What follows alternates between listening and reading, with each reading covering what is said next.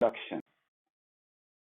तो crop production क्या हुआ कि एक ही टाइप का प्लांट यदि मैं लार्ज स्केल में कल्टीवेट करूं, खेती करूं, तो उसको कहते हैं क्रॉप प्रोडक्शन। ओके, यानी cultivation of one type of plant on a large scale is known as crop production. तो ये तो ठीक है कि क्रॉप प्रोडक्शन है। तो अब यहाँ पर बात है कि चैप्टर का नाम दिया है crop production and it's management, यानी सिर्फ क्रॉप प्रोड्यूस करने की बात यहाँ नहीं होगी। जैसे आप ये पढ़ चुके होंगे कि दो तरह का मेनली हमारा क्रॉप होता है, एक खरीफ क्रॉप होता है, दूसरा रबी क्रॉप्स होता है। तो ठीक है, वो भी हम ब्रीफली जान लेंगे, लेकिन साथ में ये भी कहा गया है कि जब आप क्रॉप को प्रोड्यूस करते हैं तो या उसको प्रोड्यूस करने के लिए क्या एक सिस्टमेटिक अप्रोच होगा, और प्रोड्यूस हो जाने के बाद उसको कैसे स्टोरेज करेंगे, या प्रोड्यूस जिस समय हो रहा है ड्यूरिंग इट्स ग्रोथ, ठीक, क्या हम लोग को उसमें बचाव करने की जरूरत है क्रॉप का, वो सारा चीज इस चैप्टर में।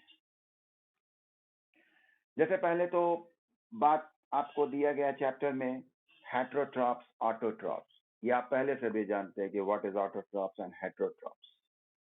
ऑटोट्रॉप्स हो गया कि जो खुद अपना भोजन बना ले, ठीक है, the organism synthesise their own food, okay. And heterotrophs are those organism which are dependent on other organism. जैसे हम लोग हो गए हेट्रोट्रॉप, और पेड़ पौधा हो गया ऑटोट्रॉप्स। वो तमाम जितने भी रॉ मटेरियल्स जैसे वाटर, कार्बन डाइऑक्साइड, इन सब, सनलाइट, इन सब की मदद से वो क्या करता है, अपना भोजन बना लेता है। और हम लोग क्या करते हैं, हम लोग उस पेड़ पौधे के प्रोडक्ट पे निर्भर करते हैं। तो हम लोग हो गए हेट्रोट्रॉप्स, और पेड़ पौधा क्या हो गया, ऑटोट्रॉप्स। ये बात थी। फिर हो गया कि क्रॉप प्रोडक्शन क्या है, तो मैंने बताया ही कि cultivation of one type of a plant on a large scale is known as crop production. उसमें भी आपको बताया गया कि मेनली दो क्रॉप होता है, दैट इज सीजन के आधार पे है, kharif crop and second is rabi crops, ठीक है, रबी क्रॉप्स हो गया। ये दो तरह का है कि दो तरह का क्रॉप हो गया, एक खरीफ क्रॉप, दूसरा rabi crop. Kharif crop June to October, rabi crop November to April. Rabi में मेन आपका क्रॉप जो हुआ दैट इज व्हीट, मस्टर्ड, और खरीफ में आपका पैडी, मेज, सोयाबीन। ओके, अब देखो मैंने क्या बोला कि what are the agricultural practices required for growing crops. तो first is preparation of soil, यानी मिट्टी को तैयार करना है। मिट्टी को तैयार करने के लिए क्या करना होगा कि मिट्टी को टर्न ओवर करना होगा, ठीक है, जिसको हम लोग कहते हैं प्लाइंग, खेत जोतना, ठीक है।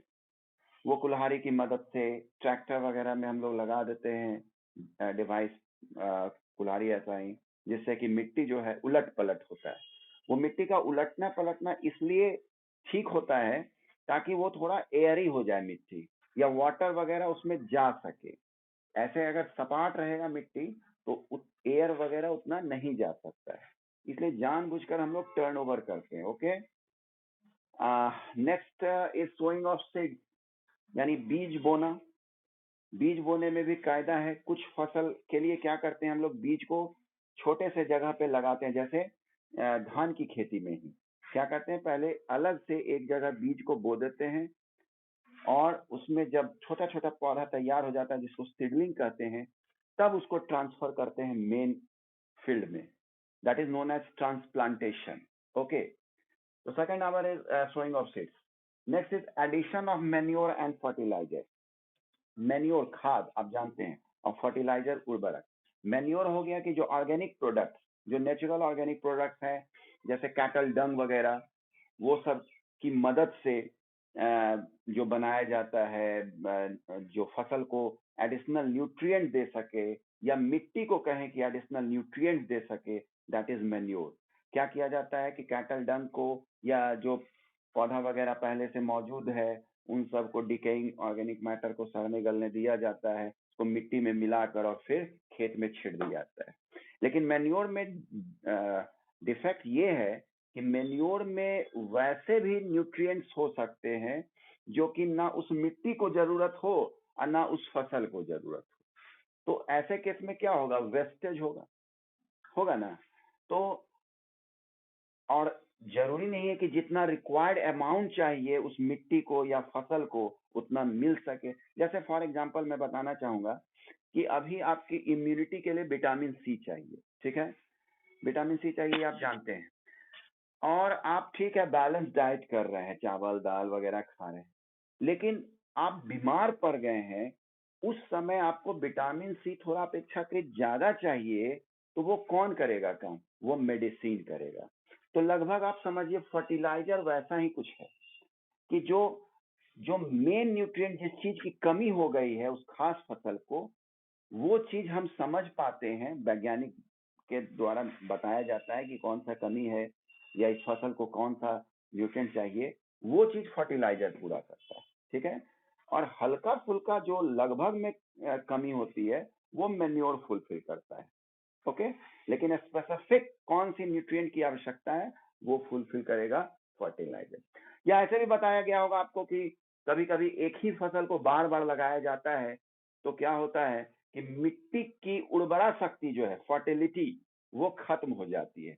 जैसे आप बार बार अगर गेहूं लगाते चल जाते हैं तो क्या होगा कि मिट्टी में जो नाइट्रोजन कंपाउंड्स होगा उसकी कमी हो जाएगी। इसलिए क्या किया जाता है कि बीच बीच में क्रॉप रोटेशन किया जाता है कि बीच में लेगुमिनस प्लांट्स वगैरह लगा दिया जाता है, ताकि वो लेगुमिनस, हाँ, लेगुमिनस प्लांट्स के रूट्स के नोड्यूल में राइबोसोम्स नामक बैक्टीरिया पाया जाता है। और वो राइबोसोम्स की एक खासियत होती है कि जो एटमॉस्फेयर में नाइट्रोजन गैस रहते हैं उसको वो लेकर नाइट्रेट्स बनाता है, जिससे कि मिट्टी में जो नाइट्रोजन की कमी होती है उसको पूरा कर देता है।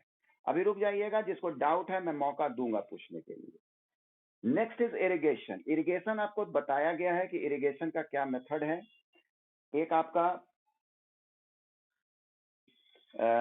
नहर वगैरह की मदद से या कुएं से पानी निकाल निकाल कर फसलों को इरिगेट करना। लेकिन मॉडर्न सिस्टम में है स्प्रिंकलर मेथड। स्प्रिंकलर आप जानते होंगे कि जो इस टाइप से बना, ऐसे करके बना रहता है और एक पाइप ऐसे गुजरा रहेगा और उसमें ऊपर में इस टाइप का एक घुमावदार नल ऐसा लगा रहता है। वो अब वो घूमता क्या है, वहां पर फिजिक्स का मेथड यूज होता है, बता देते हैं। इससे पानी निकलता है, इससे पानी निकलता है, ठीक है। तो न्यूटन थर्ड लॉ, जैसे इससे पानी निकलेगा तो इधर हो जाएगा ये, इससे पानी निकलेगा तो क्या होगा, ये पीछे हो जाएगा। यानी ये ऐसे ऐसे हिलते रहता है और जिस कारण से काफी दूर तक फसल जो है इरिगेट हो जाता है, ओके। और एक है आपका ड्रिप इरिगेशन। ये मेथड आप वैसे जगह यूज करते हैं जहां वाटर का शॉर्टेज होता है। ये ड्रॉप बाय ड्रॉप पानी जो है फसलों के जड़ पर गिरता रहता है, okay. So these are the practices which you have studied earlier. This class we will study about the crop production. तो आपको कोई डाउट, अनवांटेड प्लांट्स यानी जो हमें नहीं चाहिए, मेन क्रॉप, जैसे मैंने लगाया पैडी, ठीक, या मैंने लगाया व्हीट, लेकिन उसके साथ साथ मैं क्या देख रहा हूं कि अगल बगल कुछ वैसा प्लांट हो रहा है जिसको जिसकी जरूरत मुझे नहीं है, तो वैसे को ही हम लोग कहते हैं वीड्स, ओके, वैसे को कहते हैं वीड्स। अब दिक्कत क्या होगा कि वो वीड्स जो भी हम लोग मैन्योर फर्टिलाइजर वगैरह दे रहे हैं क्रॉप को, तो वो साथ साथ वो वीड्स भी अपने ग्रो के लिए लेने लगेगा, जिससे क्या होगा कि मेन क्रॉप को उतना न्यूट्रिएंट नहीं मिल पाएगा, जिससे कि फसल का प्रोडक्शन में थोड़ा दिक्कत होगा, वो उतना हेल्दी क्रॉप नहीं होगा। तो हम लोग उसके लिए क्या करेंगे, उस वीड्स को हटाएंगे। वो वीड्स हटाने का क्या तरीका है, वो वीड्स हटाने के लिए हम लोग जो तरीका अपनाएंगे, एक है मैनुअल रिमूवल। अब क्या हो गया है कि फसल का पैदावार जो है बहुत लार्ज स्केल में करना पड़ता है, क्रॉप बहुत दूर दूर तक लगा रहता है। तो अब आप सोचिएगा कि सिर्फ मैनुअल तरीका अपना के कि खुरपी से हम वीड्स को हटा दें, तो वो संभव नहीं हो पाएगा। या टिलिंग बिफोर सोइंग वाला मेथड, यानी बीज बोने के पहले मैं अपरूट कर वीड्स को, वो भी उतना संभव नहीं हो पाएगा। ये क्या किया जाता है, केमिकल्स की मदद ली जाती है, जिसको हम लोग कहते हैं वीडिसाइड। स्प्रे कर दिया जाता है, स्प्रे किया जाता है, जिससे कि क्या होगा, हाँ हाँ, स्प्रे कर दिया जाता है। ठीक है, शिवेन कुमार अभी हाथ अपना डाउन कर लीजिए। ओके शिवेन, ये चीज तो जानना होगा कि वीडिसाइड्स से आसानी से आपका वीड्स जो है रिमूव आउट हो जाता है, लेकिन it adversely affect our health. Okay, organism, ठीक है, वीड्स हो गया अनवांटेड प्लांट जिसकी हमको जरूरत नहीं है।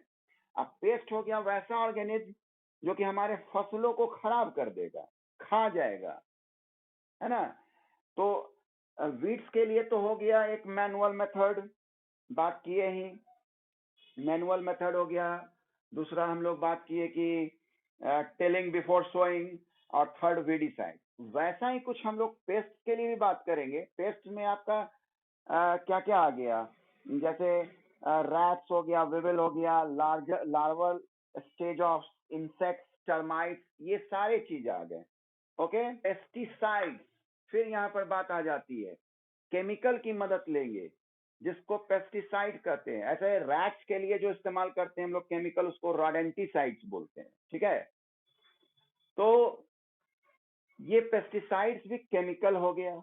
और सीधी सी बात है कि आप जब केमिकल का स्प्रे कीजिएगा तो वो क्रॉप प्रोडक्ट में भी थोड़ा स्टक कर जाता है, और हम लोग अगर ढंग से ना धोएं उस फ्रूट्स वेजिटेबल्स को, तो काफी हद तक वो केमिकल्स हम लोग भी इंटेक कर लेते हैं। इसीलिए कहा जाता है कि फल सब्जियों को रगड़ रगड़ कर धोना चाहिए, क्योंकि इतने केमिकल्स का यूज हो रहा है कि जो एब्जॉर्ब वो कर लिया उसको तो आप नहीं रिमूव आउट कर सकते हैं, लेकिन जो ऊपर ऊपर से वो चिपका हुआ है उसको आप बहुत हद तक हटा सकते हैं।